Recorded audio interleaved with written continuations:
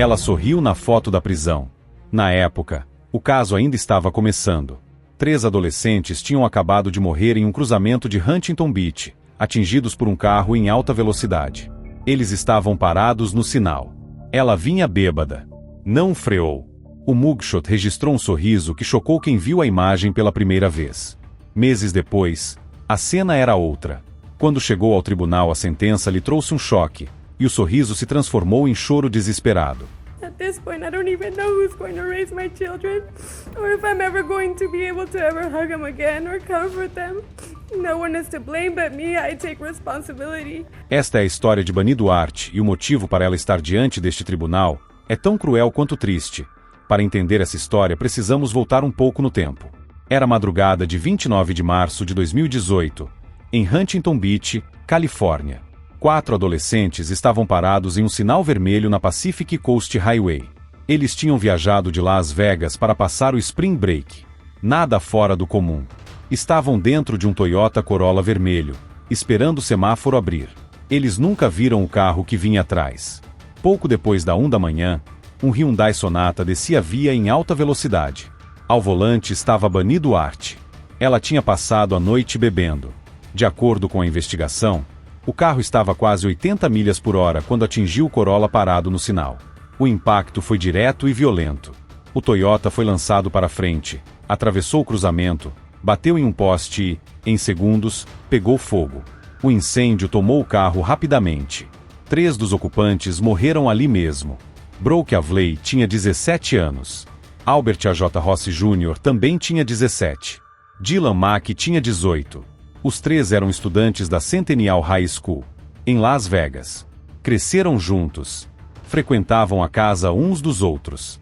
As famílias se conheciam havia anos. Police say that she was driving drunk when she slammed into the student's vehicle when it was stopped at a red light in March of 2018. The 4 Centennial High School students, they were in Huntington Beach for spring break. Havia um 4º jovem no carro, Alexis Vargas. Ele sobreviveu, mas sofreu queimaduras graves e uma concussão. Foi hospitalizado em estado sério. Sobreviveu, mas nada voltou a ser como antes. Quando a polícia chegou ao local, o cenário já estava controlado, mas os danos eram irreversíveis. Os investigadores rapidamente perceberam que não se tratava apenas de um acidente comum. Bani Duarte apresentava sinais claros de embriaguez. Horas depois, exames mostraram que seu nível de álcool no sangue era de 0,28%. Mais de 3 vezes o limite legal da Califórnia. Os dados extraídos do carro dela confirmaram outro detalhe importante. Em nenhum momento antes da colisão o pedal do freio foi acionado. Naquela madrugada, 3 famílias receberam a notícia que nenhum pai ou mãe está preparado para ouvir. Seus filhos não voltariam para casa. Eles estavam a poucos meses da formatura do ensino médio. A viagem era para celebrar o fim de uma etapa. Em vez disso, terminou em um cruzamento, cercado por sirenes e fogo. They were set to graduate high school in June, celebrating with a spring break trip in Huntington Beach, California, just hours away from reuniting with their families in Las Vegas. But they never made it home.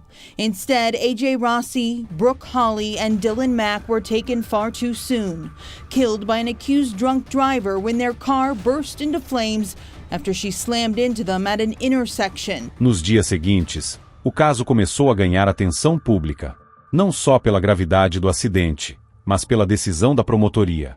Bani Duarte não foi acusada apenas de dirigir embriagada causando mortes. Ela foi acusada de homicídio em 2º grau.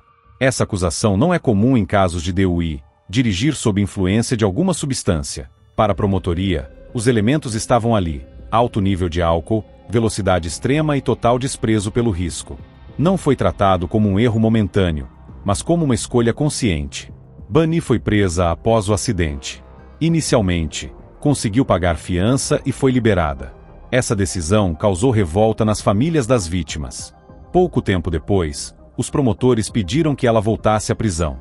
O motivo: investigadores acreditavam que ela poderia tentar deixar o país para evitar o julgamento. O pedido foi aceito.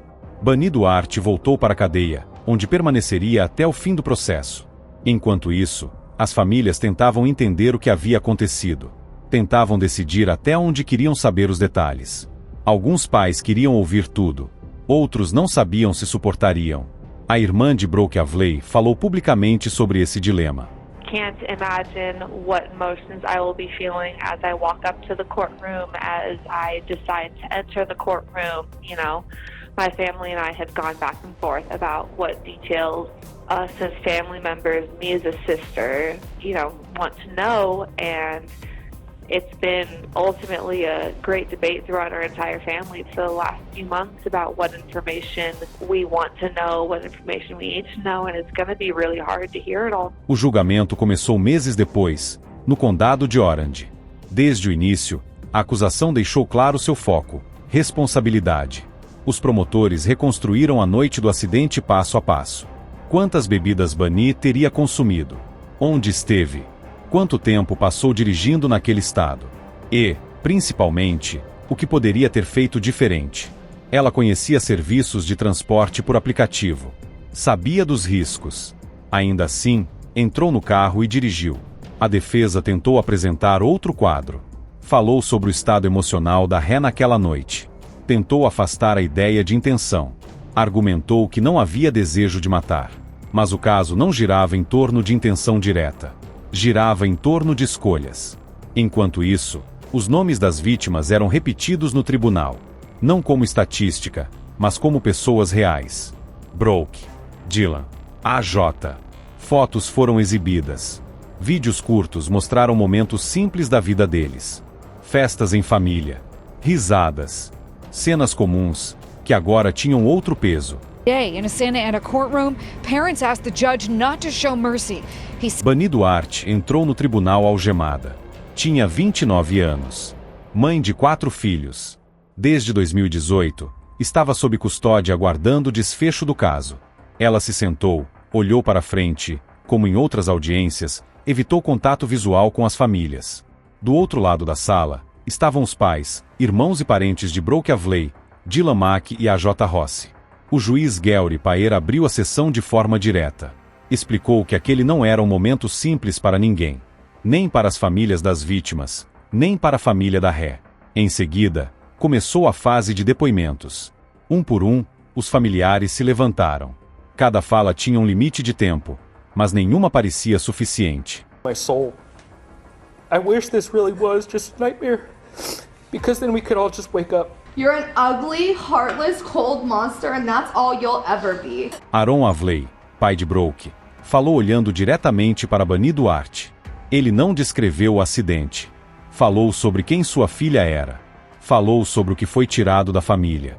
Kids, including my 17-year-old daughter, they got a life sentence. So I think she deserves a life sentence. Outros pais falaram do impacto físico e emocional. Uma mãe contou que perdeu mais de 18 quilos desde a morte do filho. Um pai relatou que sofreu um ataque cardíaco meses depois do acidente. AJ Rossi Senhor, pai de AJ, usou palavras simples para explicar a dor. Disse que era veterano da Guerra do Vietnã, que já tinha vivido situações extremas. Ainda assim, afirmou que nada se comparava ao que estava passando agora. O promotor Daniel Feldman relembrou os dados do caso. Reforçou que não se tratava de um erro isolado, mas de uma sequência de decisões. Ele destacou que, naquela noite, Bunny Duarte teve várias oportunidades de não dirigir. Poderia ter chamado um carro por aplicativo. Poderia ter pedido ajuda. Não fez nenhuma das duas coisas. Bunny Duarte, durante grande parte do processo, evitava olhar para as famílias. Mantinha a cabeça baixa. Falava pouco. Ela se declarou inocente no início, não culpada das acusações de homicídio. Quando o juiz autorizou, Bunny Duarte se levantou.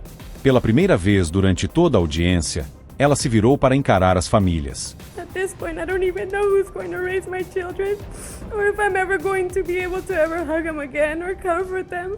No one is to blame but me. I take responsibility. Ela também falou dos próprios filhos.